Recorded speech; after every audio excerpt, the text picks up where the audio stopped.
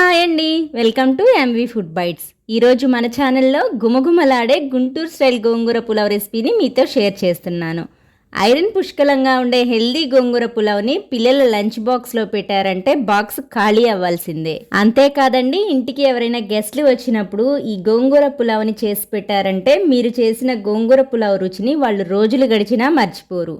మరి ఈ పుల్లని కారంగా ఉండే గోంగూర పులావ్ ఎలా చేయాలో వీడియో ఎక్కడా స్కిప్ చేయకుండా చూసేయండి. దీనికోసం ముందుగా గిన్నెలో 2 గ్లాసుల బియ్యం అంటే 1/2 kg రైస్ తీసుకున్నానండి. మీరు చేసే క్వాంటిటీని బట్టి నేను చెప్పే ఇంగ్రీడియంట్స్ అన్నింటినీ అడ్జస్ట్ చేసుకోండి. వీటిని 2-3 సార్లు బాగా వాష్ చేసి మంచినీటిని పోసి 10 నిమిషాలు నాననివ్వండి. ఇప్పుడు స్టవ్ పైన అడుగు మందంగా ఉండే గిన్నె పెట్టుకొని 4 టేబుల్ స్పూన్స్ నెయ్యి వేసుకోండి. నెయ్యి వేసుకోవటం వల్ల ఫ్లేవర్ కానీ టేస్ట్ కానీ చాలా బాగుంటుంది. మీరు కావాలంటే నెయ్యికి బదులుగా నూనెనైనా వాడుకోవచ్చు.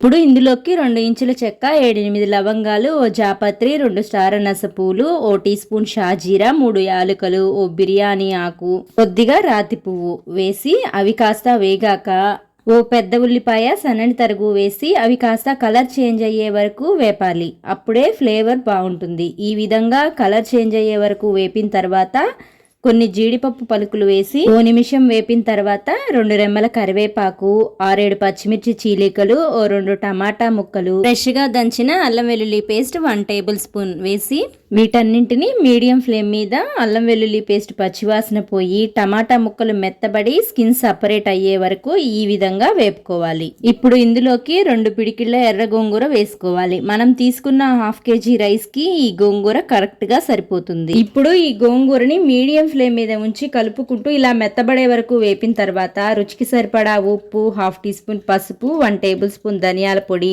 1 టీ స్పూన్ గరం మసాలాని కూడా వేసి మసాలాలన్నీ ఓసారి గోంగూరతో బాగా కలిసేలా కలిపి గోంగూర మెత్తగా ఉడికిపోయి గోంగూర నుంచి నెయ్యి బయటకు వచ్చిన తర్వాత ఇప్పుడు ఇందులోకి గ్లాస్ బియ్యంకి 1.25 చొప్పున వాటర్ ని తీసుకోవాలి. అంటే 2 గ్లాసుల రైస్ కి 3.5 గ్లాసుల వరకు వాటర్ ని పోసుకొని ఇప్పుడు ఇందులోకి కొద్దిగా పుదీనాకు, సన్నగా తరిగిన కొత్తిమీర కూడా వేసి అంతా ఓసారి బాగా కలిపి మూత పెట్టి హై ఫ్లేమ్ మీద ఎసరు బాయిల్ అయ్యే వరకు ఉంచాలి. ఇప్పుడు మూత తీసి మనం ముందుగా నానబెట్టుకున్న బియ్యంని వాటర్ ఏమీ లేకుండా వేసుకొని ఓసారి కలిపి ఉప్పు సరిపోయిందో లేదో చెక్ చేసుకొని హై ఫ్లేమ్ మీద రైస్ 80% ఉడికి వాటర్ ఇలా దగ్గర పడిన తర్వాత 7 to 8 మినిట్స్ సిమ్లో ఉంచి మూత పెట్టి మగ్గనివ్వాలి. 8 మినిట్స్ తర్వాత మూత తీసి చూస్తే మనకి గుమగుమలాడే గుంటూరు గోంగూర పులావ్ రెడీ అయిపోతుంది. అంతేనండి, ఉదయాన్నే హడావుడి లేకుండా సింగిల్ పాట్లో అయిపోయే ఈ గోంగూర పులావ్ని వెజిటేరియన్స్ అయితే ఉట్టిగా ఆనియన్స్ తో కలిపి తిన్నా లేదా ఆనియన్ రైతాతో తిన్నా సూపర్ గా ఉంటుంది. ఈ గోంగూర పులావ్ గురించి మీకు ఏమైనా డౌట్స్ ఉంటే కామెంట్స్ లో తెలియచేయండి. ఇలాంటి సింపుల్ అండ్ క్విక్ రెసిపీస్ కోసం మన ఎంవి ఫుడ్ బైట్స్ ఛానల్ ని సబ్స్క్రైబ్ చేసి ఫాలో అవ్వండి.